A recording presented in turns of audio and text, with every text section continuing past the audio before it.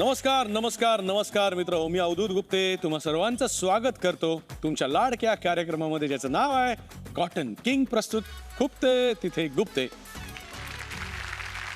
आजच्या पाहुण्यांनी लेखणीची किंमत काय असते हे जगाला दाखवून दिलं.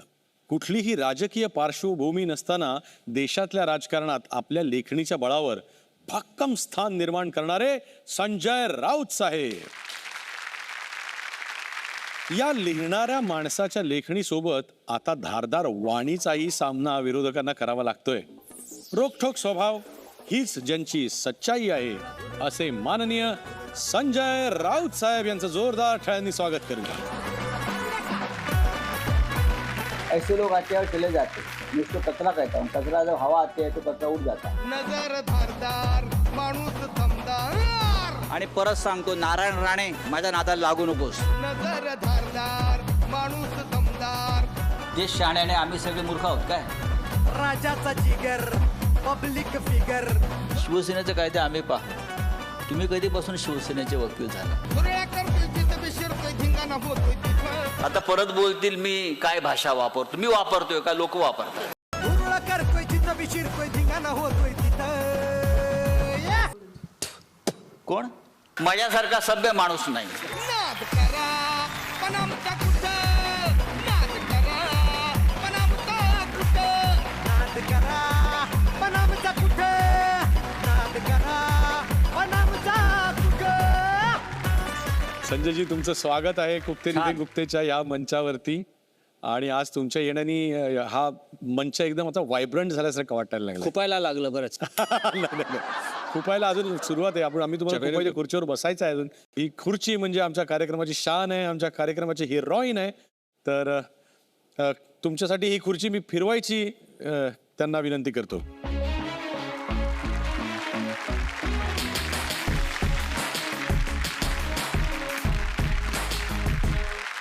काय वाटतं या काटेरी खुर्चीबद्दल बघून काय वाटतंय तुम्हाला? आमचं संपूर्ण आयुष्य काटेरी खुर्चीवरच गेलं आहे.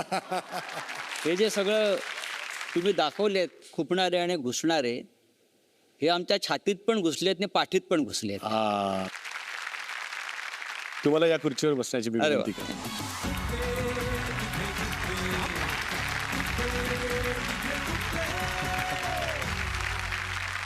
राऊत साहेब, आमच्या या धारदार रविवारी तुमच्यासारखं जोरदार खासदार व्यक्तिमत्व आम्हाला लाभलेलं आहे. तर थेट प्रश्नांकडे येतो. माझा पहिला प्रश्न आहे, असा आरोप होतो की सध्याची राजकारणाची भाषा बिघडवण्यात संजय राऊत यांचा मोठा वाटा आहे. लोकांना ही गोष्ट खुपते. लोकांना खुपू शकतं, पण तो खुपणारा एक विशिष्ट वर्ग आहे. पण आम्ही असेच आहोत ना. लोकांनी आम्हाला असंच स्वीकारलेलं आहे. कोणती भाषा आणि कोणते शब्द कधी वापरायचे हे आम्ही शिकलोय बाळासाहेब ठाकरेंकडून. कारण माझं अख्खं आयुष्य त्यांच्याबरोबर गेलं आहे. त्याच्यामुळे कधी काय टोचायचं काय बोलायचं तेच आमचे मार्गदर्शक, तेच आमचे हेडगुरुजी. मी कधीही चुकीचा शब्द वापरलेला नाही. आणि मी जे शब्द वापरले असं म्हणतात ते यापूर्वी अनेकांनी वापरलेले आहेत. पण ते आम्ही इथे का चुकून वापरलं एखादा शब्द बोलण्याचा ओघास की त्याचं फार मोठं राजकारण केलं जातं. कारण त्यांना संजय राऊत खुपतात. पण आम्ही टिकून आहोत आणि टिकून राहू. महाभारतातला संजय घर बसल्या युद्ध कसं चालू आहे ते सांगायचा. तुमची शिवसेनेच्या अंतर्गत युद्धात काय भूमिका होती? हे बंड व्हायला तुम्ही कारण आहात असा आरोप होतो. प्रत्येक वेळेला अशा प्रकारचं काही घटना घडली की संजय राऊतांवरती आरोप केला जातो. हे काय माझ्यासाठी नवीन नाही. नारायण राणे गेले, राज ठाकरे गेले, आता एकनाथ शिंदे गेले. आमचा संबंध काय? प्रत्येकाची स्वतंत्र कारणं होती. राणांचं कारण वेगळं होतं जाण्याचं. तेव्हाही संजय राऊत व अमुक काय संबंध? राज ठाकरे आमचे मित्रच होते, आजही आहेत. ते गेले तर त्यांच्या लोकांनी आमच्यावर आरोप केले.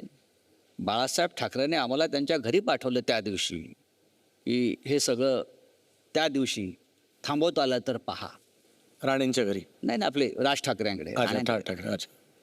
पण नाही झालं. आता एकनाथ शिंदेंचा आमचा काय संबंध आहे? शिंद्यांच्या जाण्यामागची कारणच वेगळी आहेत. बघा, मुख्यमंत्र्यांपासून जवळजवळ त्यांच्यातले 12 ते 13 आमदार जे आहेत त्यांच्यावर ईडीच्या केसेस आहेत, CBIच्या केसेस आहेत.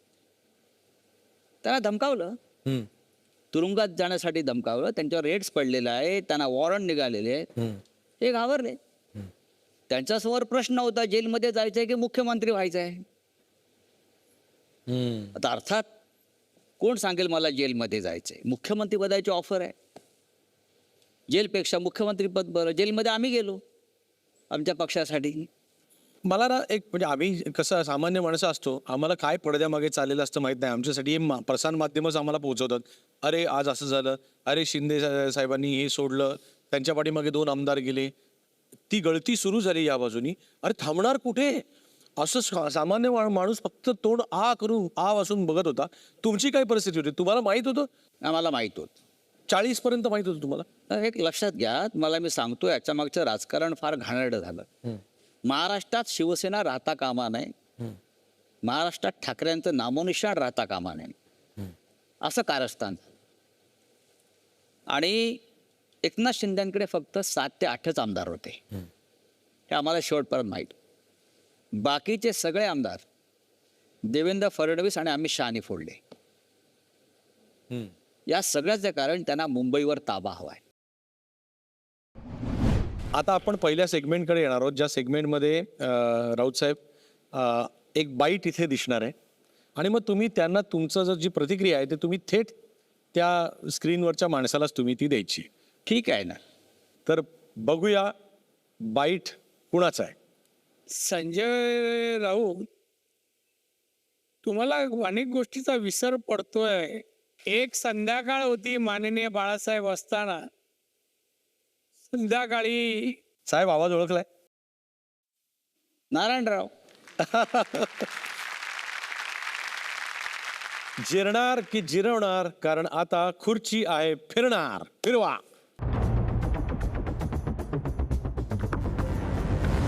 साहेबांनी बोलवलं मातोश्रीवर मला. तिथे माशे बसले होते. साहेब म्हणाले, नारायण आपल्याला याला खासदार बनवायचं आहे. अरे ठीक आहे साहेब. याला सांगितलं कागदपत्र घ्या आणि माझ्या ऑफिसमध्ये उद्या या. आणि माशे दुसऱ्याशी आले आणि असं कागदपत्र देताना मी बोला, अहो इलेक्शन रोलमध्ये नाव कुठे दाखवा ना जरा. नाही म्हणे, इलेक्शन यादीमध्ये नाव नाही माझं. नाव नाही तर तुम्ही कसं काय फॉर्म भरणार? फॉर्म भरू शकत नाही. नाही म्हणे, काय करा. आता साहेब मला बोलले, नारायण हा खासदार व्हायला पाहिजे.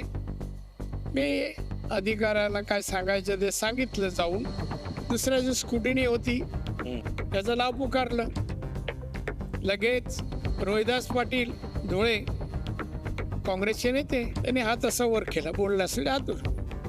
मी अहो दाजी प्लीज माझ्या हात खाली कर प्लीज. असं नाही, खाली खाली बस. त्याला खासदारकीचं पद जाहीर झालं. भारतात तरी इलेक्शन रोलमध्ये नाव नसेल तर लोकप्रतिनिधी होता येत नाही. याला खासदार मी केला, झालाच नसता. हे माझं पाप आहे बोल. हे महाशय खोटं बोलतात. अच्छा. मी तुम्हाला सांगतो, ते आता केंद्रात मंत्री आहेत. त्यांचं असं स्टेटमेंट आहे की माझ्याकडे मतदार यादीमध्ये नाव आणि नंबर नव्हता. त्यांनी माझा तेव्हाचा फॉर्म स्वतः जाऊन पाहायला पाहिजे की त्याच्यामध्ये माझं मतदार नोंदणी क्रमांक मी दिलेला आहे. त्याशिवाय तो फॉर्म व्हॅलिड होऊ शकत नाही. आणि या वक्तव्यावर त्यांचं केंद्रीय मंत्रिपद जाऊ शकतं, त्यांची खासदारकी जाऊ शकते. कारण ते जे वक्तव्य करतायत त्याच्यामध्ये त्यांनी करप्ट प्रॅक्टिसचा वापर केलेला आहे. हे सांगतायत की मी एक चुकीचा फॉर्म मंजूर करून घेण्यासाठी करप्ट प्रॅक्टिस इन इलेक्शन, हे त्यांना कळत नाहीये. मी तेच तर म्हणतोय. थोडंसं ज्या पक्षात ते आहेत आता, त्याचा परिणाम त्यांच्यावर झाला असेल तर शिवड्या असं आहे की एकेकाळी आमची दोस्ती होती, एकत्र आम्ही काम केलंय, त्याच्यामुळे त्यांना माफ करतो.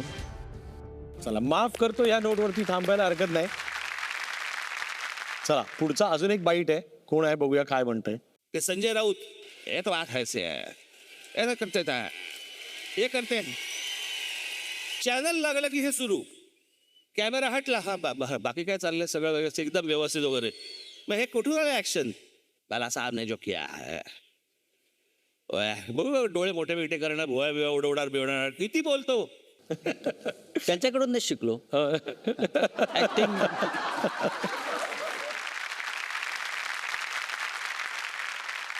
जे त्यांना जमलं नाही राजकारणात ते आम्ही करून दाखवलं.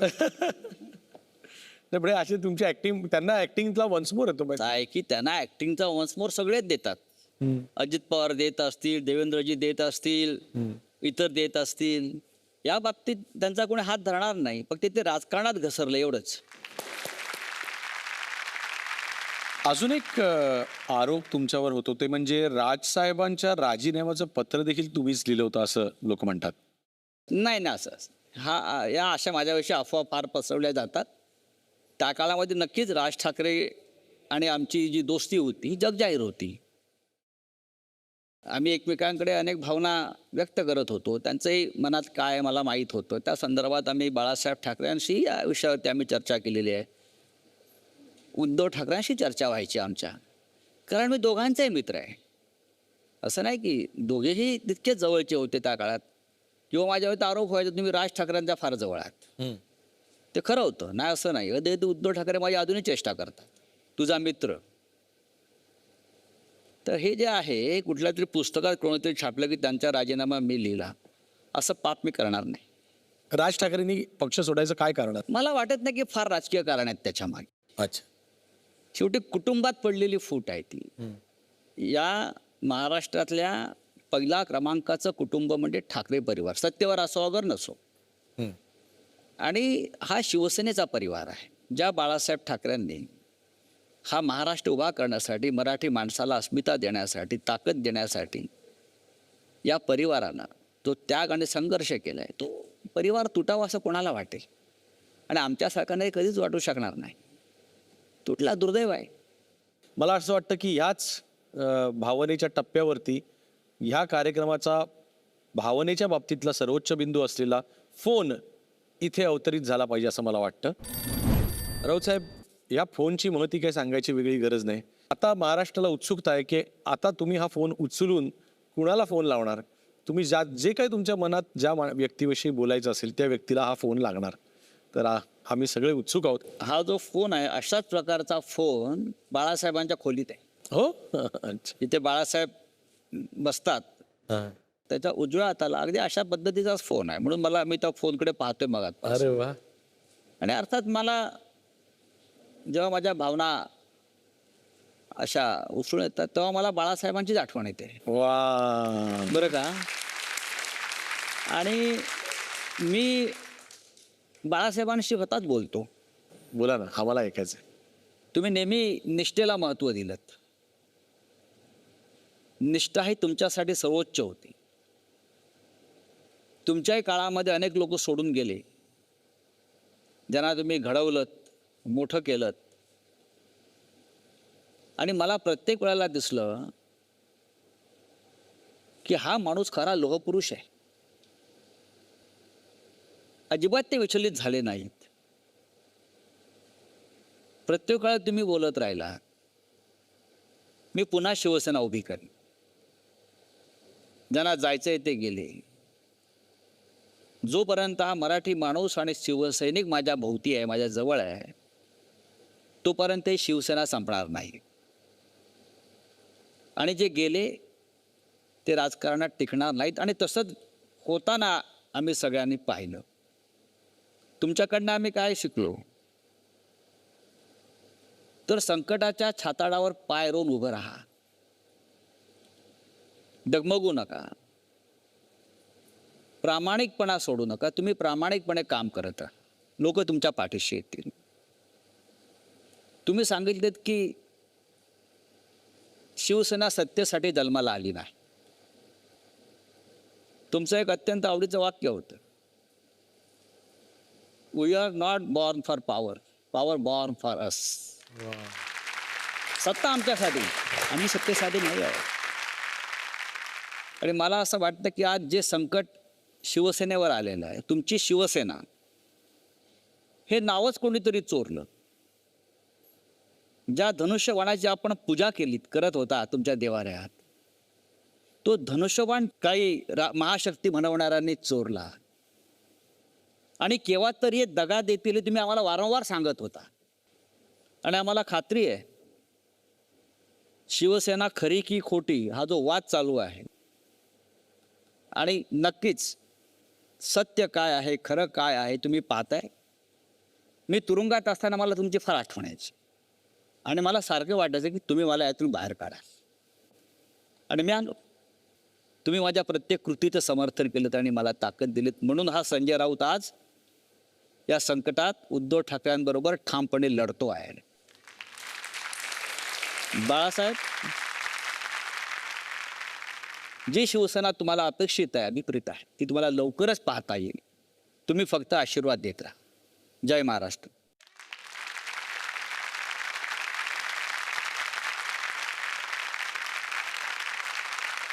मस्त. आणि आता वेळ झालेली आहे ट्रोलर्स राऊंडची. बघूया पहिला ट्रोल काय आहे. मिलिंद नार्वेकर आणि संजय राऊत यांच्यामुळे शिवसेना फुटली. हे पक्षप्रमुख सांगतील ना फुटली का नाही ते. ज्यांना सोडून जायचं होतं त्यांना कारण लागतं. मग आम्ही का पक्षात राहिलो? आमच्यावरती एवढे दबाव, आम्ही जी संकटे झेलली ती कोणी झेलली नाहीत. आम्ही राहिलो ना. पुढचं ट्रोल.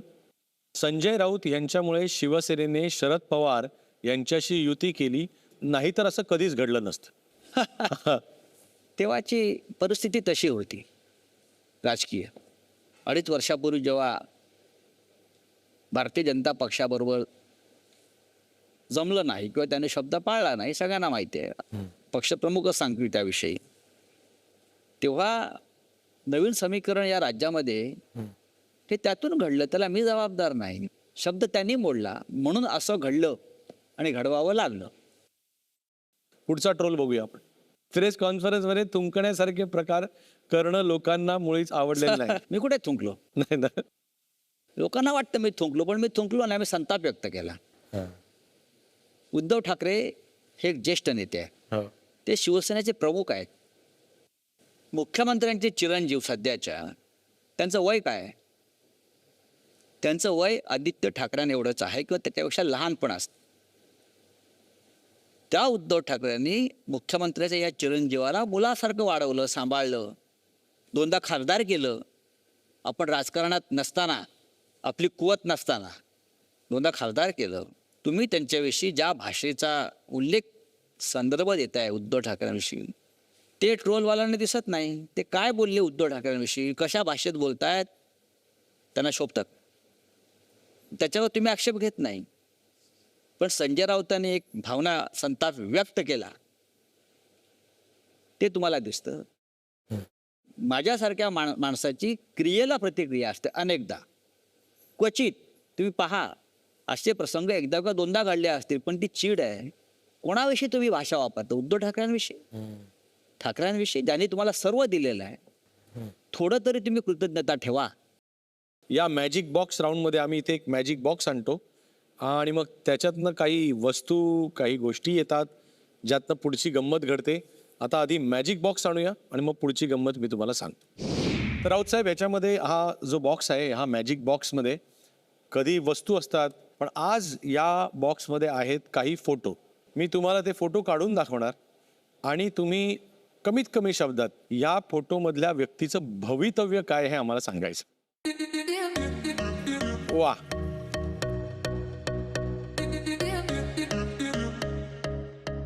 पुन्हा मुख्यमंत्री होतील.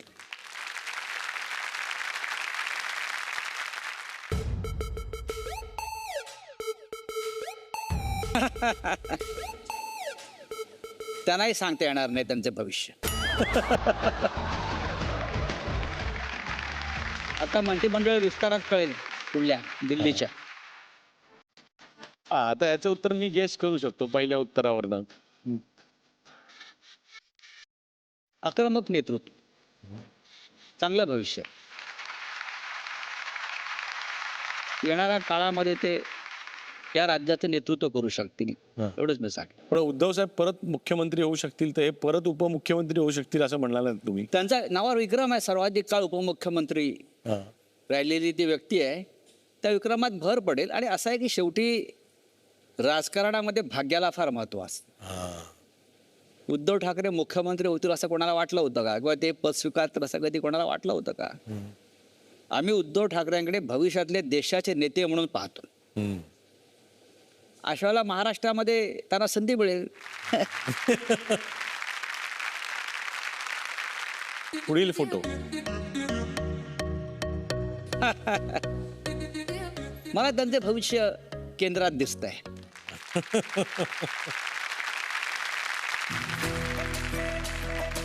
आता या फोटोबद्दल काय म्हणणं? आहात तिथे सुखी राहा. आहात तिथे सुखी राहा आणि कधीतरी सुखी आहोत ते सांगा. अशा प्रकारे या राऊंडमध्ये चांगलेच मार्क मिळवले आहेत राऊत साहेबांनी. जोरदार टाळ्या त्यांच्यासाठी. आणि आता वेळ झालेली आहे पुन्हा एकदा खुर्ची फिरण्याची. पण यावेळेला जी फिरणार आहे ती राजकीय किंवा राजकारणातल्या इतर कोणी लोकांसाठी नाही. बघूया कोणत्या कोणत्या निकटवर्ती यांनी बाईट्स दिलेत. मला सगळ्यात खुपणारी गोष्ट म्हणजे की तो सकाळी तयार व्हायला खूप वेळ लावतो. साधारण तो घरातनं बाहेर पडेपर्यंत 3 ते 4 वेळा कपडे बदलतो. आणि हा विदिता. बाईट विदिता आमची. विदिता पुरा खुर्ची फिरवा. आणि विदिताचं पुढचं म्हणणं काय आहे ते आपण नाही, पण बघूया. ते कपडे बदलतो. मी पक्ष बदलत नाही कपडे बदलल्याप्रमाणे. कपडेच बदलते. जसे कपडे बदलावे तसे पक्ष बदलत नाही ना.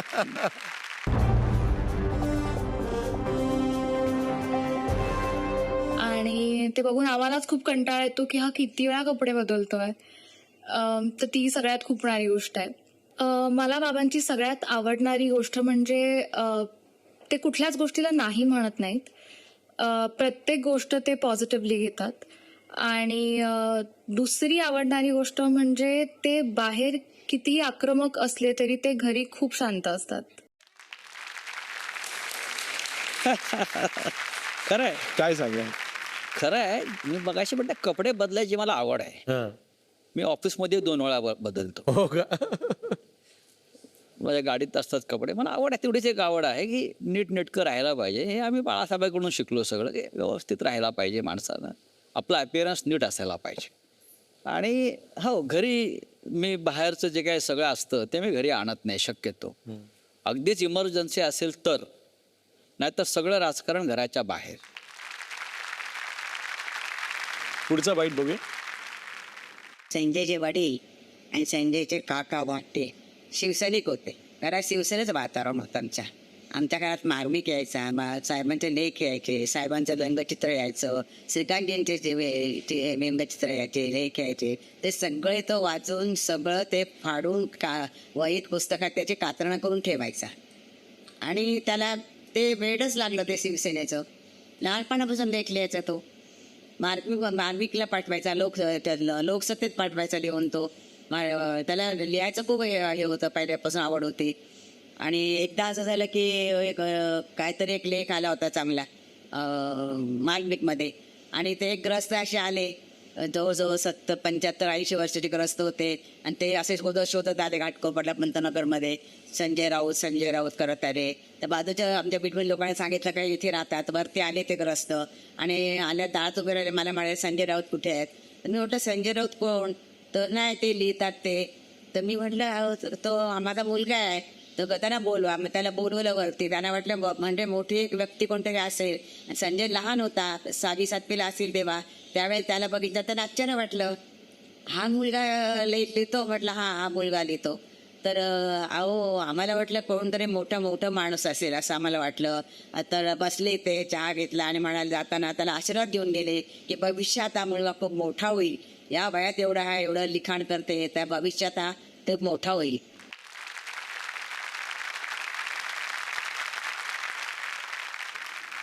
काय सांगाल. नाही, खरं आहे. मी शाळेमध्ये असल्यापासूनच माझं लिखाण विविध मार्मिकमध्ये सतत त्या काळात लिहित होतो. मी इतर वृत्तपत्रात लिहित होतो. म्हणजे मला लिखाणाचं माझं ते अंग होतंच पहिल्यापासून. आणि माझं श्रीकांतजी म्हणजे श्रीकांत ठाकरेंशी फार जवळचे संबंध. अच्छा. हा, खूप जवळ. त्यांच्याकडून मी खूप शिकलो. पण तुमचे स्वतःचे काका देखील आम्ही वडील सगळे आमचं कुटुंब शिवसेनेमध्ये. म्हणजे मी जेव्हा माहीमला राहायचो भंडार गल्लीला, भंडार गल्लीला सगळ्यात मोठा अड्डा शिवसेनेचा. बाळासाहेबांना जी पहिली अटक झाली ती त्याच गल्लीच्या तोंडावर झाली. मोराजीची जी गाडी अडवली आणि उडवलं ते आमच्याच गल्लीचं. मी ते लहान असताना पाहिलंय सगळं त्या तरुणाच्या मध्ये. ते सगळं चित्र, गोळीबार, रक्त सांडलेलं मी पाहिलेलं आहे. माझ्या वडिलांना काकांना पोलिसांनी मारताना पाहिलेलं आहे सगळं त्या आंदोलनात. आम्ही सगळे त्यातूनच आम्ही पुढे आलो ना. माझ्या घरी एक फोटो आहे त्याच्यामध्ये बाळासाहेब बोलतात आणि मी समोर असा लहान बसून ऐकतोय असा फोटो मी कायम माझ्याकडे असतो. मी सांगतो बघा आम्ही इथे बसलो होतो, आता मी व्यासपीठावर असतो.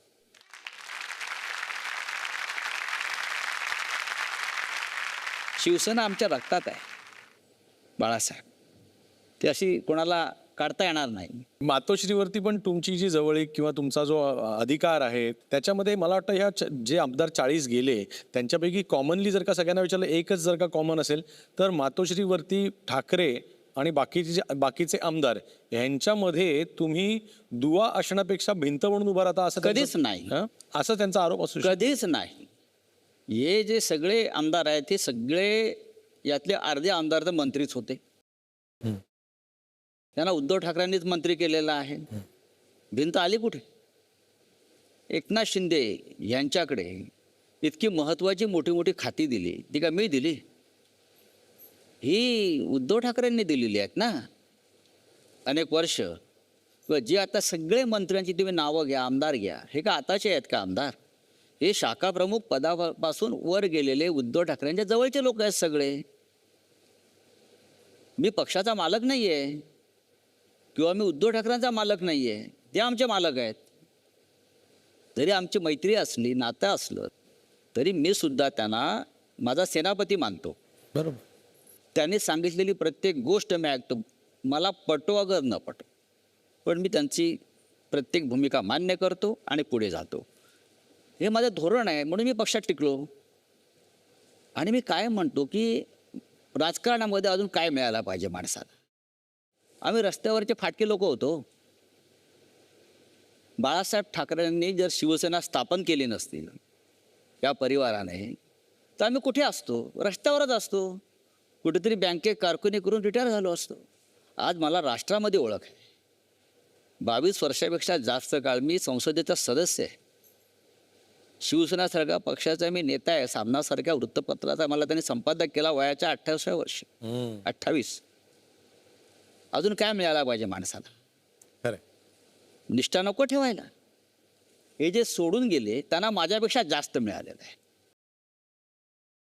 मंत्रीपद, मुख्यमंत्रीपद, केंद्रीय मंत्रीपद, तरी ते सोडून गेले. मग त्यांच्यावरती आम्ही आसूड ओढायचं नाही तर काय करायचं? आणि आता वेळ झालेली आहे रॅपिड फायर राऊंडची. राऊत साहेब तयार आहात का? हो, फायरला मी नेहमी तयार असतो. हाय शाबास. हिंदुत्वाच्या मुद्द्यावर ठाम भूमिका घेणारं वर्तमानपत्र कोणतं? सामना की तरुण भारत? सामना. वक्ता म्हणून कोणाचं बोलणं मनाला भिडतं? राज ठाकरे की उद्धव ठाकरे? या प्रश्नाचं उत्तर मी देणार नाही. वक्ता हा वक्ता असतो. अच्छा. आणि प्रत्येक वक्ता आपली भूमिका मांडतो आणि दोन्हीही वक्ते हे तोलामोलाचे आहेत. गेल्या 5 वर्षात कुठे जास्त शिकायला मिळालं? सिल्वर ओक की मातोश्री? मातोश्रीतून मी तर PhD डिलीट सगळ्या पदव्या घेतलेल्या आहेत. नवीन काही शिकण्यासाठी जर कुठे गेलो असेल तर नक्कीच शिकून बाहेर आलो आहे. उद्धव ठाकरेंच्या सगळ्यात जवळ कोण आहे? मिलिंद नार्वेकर की संजय राऊत? याचं उत्तर मी कसं काय देऊ? जवळ असणं म्हणजे नुसतं शरीरानं जवळ असणं नाही. प्रत्येकाच्या एक भूमिका आहेत, त्या भूमिका पार पडतो. पण मला नक्की वाटतं की आम्ही दोघे मनानं खूप जवळ आहोत. अरे वा. आवडते मुख्यमंत्री देवेंद्र फडणवीस की एकनाथ शिंदे? अर्थात फडणवीस. अच्छा. फडणवीसांचा मुख्यमंत्रीपदाचा काळ हा चांगला काळ होता. पण तुम्ही म्हणाल या दोघांपेक्षा जर मला तिसरा मुख्यमंत्री म्हणाल तर मी बॅरिस्टर अंतुलांचं नाव नेहमी घेतो. अरे वा. बॅरिस्टर AR अंतुले हे माझे सगळ्यात आवडते मुख्यमंत्री होते. पण आता या दोन नावातलं म्हणाल तर नक्कीच देवेंद्र फडणवीस. अरे वा. कुठल्या पुतण्याची भूमिका जास्त योग्य वाटते? काकांचा पक्ष सोडून गेलेले राज ठाकरे का पुन्हा काकांच्या पक्षातच आलेले अजित पवार? प्रत्येकाचं राजकारण हे काकांच्या नावावरच चाललेलं आहे. काकांच्या नावाशिवाय दुसरं काही नाही कुठेच. कारण दोन्ही काका हे श्रेष्ठ आहेत. पण राज ठाकरे यांनी स्वतःचा पक्ष स्थापन केला आहे, महत्वाचं आहे. स्वतःचा पक्ष स्थापन करून चालवणं राजकारणात हे सोपं नसतं. त्यांनी स्वतःचा मार्ग निवडला, स्वतःचा पक्ष स्थापन केला, त्याच्यामुळे त्यांना मी जास्त मार्ग देतो. आणि अशा प्रकारे 6 पैकी 6 प्रश्नांची उत्तरं अतिशय छान दिलेली आहेत. त्यामुळे ही राऊंड चांगल्या मार्कांनी जिंकलेत असं म्हणायला हरकत नाही. तुमच्या सामन्यातल्या दिवसाची तुम्ही आठवण काढलीत. मलाही अगदी ते ताजं आहे माझ्या डोक्यामध्ये. राजकारणी झाल्यापासून सच्चाई मित्र हो सच्चाई नावाचा एक कॉलम राऊत साहेब चालवायचे. तर राजकारणी झाल्यापासून सच्चाईसाठी प्रसिद्ध असणारे संजय राऊत पहिल्यासारखे सत्याची बाजू घेणारे, सच्च्या कार्यकर्त्यांची बाजू मांडणारे राहिले नाहीत असं लोकांना वाटतं. चुकीचं आहे. नक्की सच्चाई हा जो सामन्यातला स्तंभ होता हा खूप लोकप्रिय होता. सामान्य माणसांचे प्रश्न त्यातून सोडवण्याचा मी प्रयत्न करत होतो. माझी कायम भूमिका आहे की वृत्तपत्र ही ताकद आहे. मी जेव्हा खासदार झालो तर लोक माझ्याकडे यायचे, प्रश्न घेऊन यायचे. मी म्हटलं ठीक आहे, मी तुम्हाला पत्र देतो, तुम्ही जा. नाही म्हणायचे, सच्चाईत लिहा. ही ताकद होती लेखणीची. नंतर तो विषय मी म्हणजे असं वाटलं की आता आपण राजकारणामध्ये आहोत, आता आपण लोकांचे प्रश्न अनेक व्यासपीठावर सोडवू शकतो. तरी लोकांचा आग्रह आज आहे की तुम्ही सच्चाई परत लिहायला सुरुवात करा. खरंय, तोच मांडण्याचा प्रयत्न करतो या मंचावर. आणि मी या मंचावर सांगतो मी सच्चाई परत सुरू करेन. अरे वा. मग आता तुम्ही ज्यावेळेला सच्चाईकडे परत जाण्याचा विचार करत आहात त्यावेळेला मला तुम्हाला विचारावं असं वाटतं की तुमच्या वेळची त्यावेळची जी पत्रकारिता आणि आत्ताची जनरल तुमची नाही आत्ताची पत्रकारिता ह्याच्यामधला जो फरक पडला याबद्दल तुम्ही काय सांगाल? नक्कीच फरक पडला. तेव्हा खरोखरच पत्रकारिता होत होती. आत्ता जरी तुम्ही सकाळी आमचे बाईट पाहत असाल, मी त्याला पत्रकारिता मानत नाही. त्यात अभ्यास नाही आहे फार. त्याच्यामुळे पत्रकारितेमध्ये आता जी नवीन पिढी आली आहे त्या अभ्यासात कच्ची आहे. त्यांना कष्ट नको. राजीव गांधीची हत्या झाली तेव्हा मी बिहारमध्ये रिपोर्टिंग करत होतो. आरा नावाच्या एका गावात. आरामध्ये माझ्या डोळ्यासमोर बूथ कॅप्चरिंग सुरू होतं, फायरिंग सुरू होतं, बूथ कॅप्चरिंग सुरू होतं, बूथ लुटले जात होते. त्याही परिस्थितीत आम्ही फोटो काढले तिकडे. आणि तेव्हा ती इंडियन एक्सप्रेसच्या देशभरातल्या सगळ्या वृत्तपत्रामध्ये बूथ कॅप्चरिंगची मेन स्टोरी झाली होती. तुम्ही तुरुंगात गेल्यावर शरद पवार त्या विषयावर फार बोलले नाहीत, तुमची बाजू जोरदारपणे मांडली नाही, ही गोष्ट खुपली का? नाही. मी तुरुंगात गेलो तसे पवार साहेबांच्या जवळचे त्यांच्या पक्षातले अनिल देशमुख तुरुंगात होते, नवाब मलिक तुरुंगात होते. मी तर गेलोच, पण बाजू मांडणं म्हणजे काय सरळ सरळ अन्याय आहे. हे त्याने अनेकदा सांगितलं आहे की खोट्या प्रकरणात त्यांना गुंतवलं आहे. शेवटी आम्ही राजकीय सुडाचे बळी ठरलो. की सरकार बनतंय, सरकार पडतंय, अशा वेळेला संजय राऊत बाहेर राहता कामा नाही. हा माणूस बाहेर राहिला तरी सरकार जे नवीन घडतंय किंवा नवीन जे काय चाललंय पुढापुढी त्याला कुठेतरी हा लढत राहील. त्याला आत टाका, उसको अंदर डालो, असा दिल्लीचा आदेश आहे. उसको अंदर डालो. आणि 24 तासात मला कोणती केस माहीत नाही, कोणतं प्रकरण माहीत नाही. ईडीचे अधिकारी सकाळी आले 7 वाजता, धडाधड रेड्स पडल्या. संपूर्ण मी जिथे राहतो ती जागा, तो संपूर्ण परिसर सीलबंद केला. जणू काय त्या कसाबलाच पकडायला आले, अतिरेक्यांना पकडायला आले. अशा पद्धतीनं घुसले. मी म्हटलं हे आता चालूच राहणार आहे. मी तर अधिकाऱ्यांना म्हणालो ये नौटंकी बंद करो, मुझे मालूम है तुमको मुझे अरेस्ट करना है. घेऊन चला ना आता, कशाला हे सगळं चाललं आहे, सामान उडवताय, हे फोडताय, ते फोडताय. म्हटलं तुमचं फार चुकीच्या माणसाबरोबर तुमचा आता संबंध आलाय. मी गुडघे टेकणार नाही म्हटलं. आप ॲरेस्ट करू म्हटलं. मैं अभी आपके साथ आ रहा हूँ. राऊत साहेब, या आत्ता जे मला इमोशन वाटतंय त्यानुसार मला तुम्ही तुरुंगातल्या दिवसांबद्दल सांगा ना. तुरुंगात जाणं ही काय चांगली गोष्ट नाही ना. नाही, पण खासदार म्हणून एक वेगळी मागणूक मिळते का अजिबात नाही. तुम्हाला? बघा, तुरुंगातचे अनुभव जे असतात हे त्याचं स्मरण करू नये अशा प्रकारच्या त्या आठवणी असतात. आणि काही तुरुंग अत्यंत भयंकर असतात. त्यातला ऑर्थर रोड तुरुंग. तुम्हाला एक एक मिनिट जगण्यासाठी संघर्ष करावा लागतो. 1 मिनिट गेला, दुसरा, तिसरा, 1 तास म्हणजे 100 दिवस असे तुम्हाला दिवस काढायचे असतात. तुम्हाला 8-10 दिवस माणूस दिसत नाही. आम्हाला तर अंडासेलमध्ये ठेवलं होतं. तिथे कसाब होता, अबू जिंदाल होता, तिथेच आम्ही होतो. तुम्ही अनेक गोष्टी बाहेर येतात तेव्हा विसरता, नावं विसरता आपल्या जवळच्या लोकांची, कारण आपला संपर्कच नसतो अनेक गोष्टी. जो माणूस मला रोज भेटतोय, अवधूत मला भेटतोय, पण मला आठवत नाही, तो त्याला तुरुंग म्हणतात. तुम्ही विसरता सगळं. ती परिस्थिती तुम्हाला स्मृती तुमची नष्ट करते.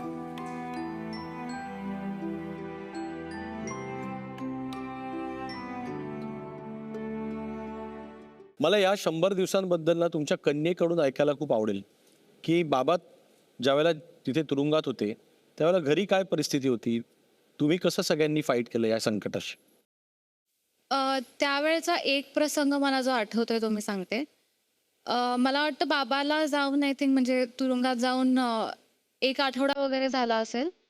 आणि त्या 1 आठवड्यामध्ये असं बाबाला सवय आहे दुपारी फोन करायची घरी, म्हणजे आम्हाला किंवा आईला, ताईला, की जस्ट असंच एक चौकशी करायला की तुम्ही जेवलात का किंवा तुमचा काय प्रोग्राम आहे वगैरे.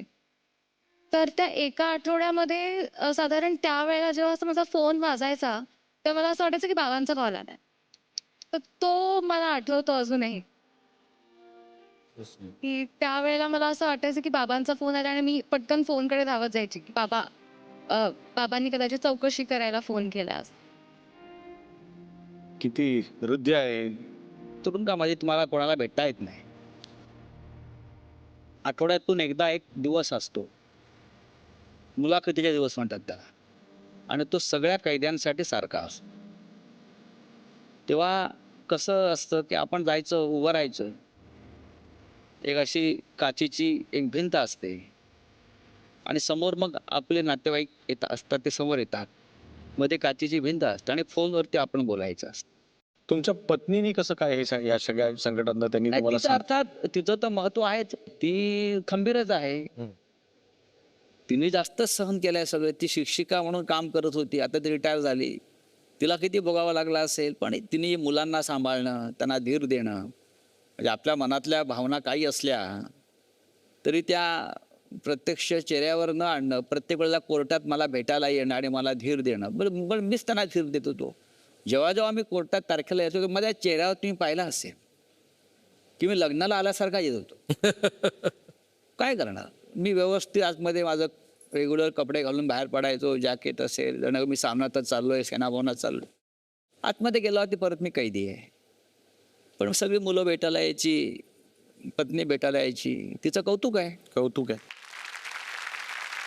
तुमची जोडी जी आहे ही आमच्या जे आमचे प्रायोजक आहेत त्यांच्या अनुरूप संस्थेसारखी अतिशय अनुरूप अशी जोडी तुमची आहे. हो. पण ह्या सगळ्या संकटांच्या काळामध्ये या राजकीय वादांचा त्या तुमच्या रिलेशनशिप वरती काही तुमचा नाही. परिणाम झाला का? मला आहे तसं स्वीकारलंय ना सगळ्यांनी. हा ना.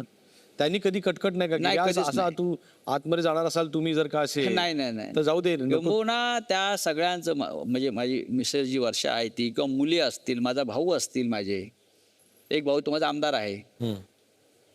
सगळ्यांना माहित होतं की मी गुडघे टेकणार नाही. माझ्या स्वभावात मी वाकणार नाही, मी शरण जाणार नाही. काही झालं तर मी मरण पत्करेन, हे त्यांना माहीत होतं. त्याच्यामुळे त्यांनी मला सपोर्ट केला की तू जसा आहे तसाच तू वाग. तुझी जी हिंमत आहे ती आमची हिंमत आहे सगळ्यांची. त्यांनाही ते आवडलं नसतं. विचारा, त्यांनाही ते आवडलं नसतं की आपल्या बापानं शरणागती पत्करली, माझ्या नवऱ्यानं शरणागती पत्करली, हे त्यांना आवडलं नसतं. जाता जाता आमचा शेवटचा प्रश्न आमच्या प्रायोजकांकडनं अर्थात कॉटन किंगकडनं, की असं नक्की काय खुपलं म्हणून तुम्ही स्वतःला इतकं टफ बनवलं? दुसरा पर्याय नव्हता. मी ज्या संघर्षातून पुढे आलो, टफनेशिवाय हा संघर्ष होऊ शकत नाही. आणि मला ज्या माणसांचा सहवास लाभला, राजकारणामध्ये असेल, पत्रकारितेमध्ये असेल, ते सगळी ह्याच पद्धतीची माणसं होती आणि त्यांच्याकडनं मी घेत गेलो सगळं हे. आणि जर एखाद्या सामान्य माणसाला टिकायचं असेल या वादळात, तर टफ व्हावं लागतं. संजयजी, तुमच्यासारख्या आतून हळुवार, संवेदनशील पण बाहेरून टफ अशा व्यक्तिमत्वाला आमचे प्रायोजक कॉटन किंग तर्फे एक ॲक्वा टफ भेट. धन्यवाद.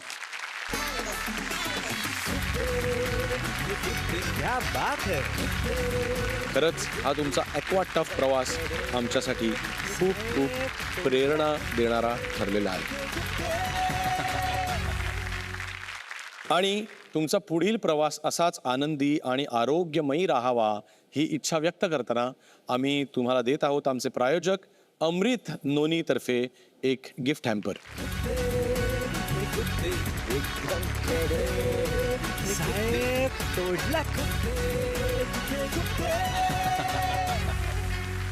आणि आठवण करून देतो की पुन्हा भेटूया पुढच्या रविवारी याच वाहिनीवर याच वेळी तुमच्या लाडक्या कार्यक्रमामध्ये, ज्याचं नाव आहे कॉटन किंग प्रस्तुत गुप्ते तिथे गुप्ते.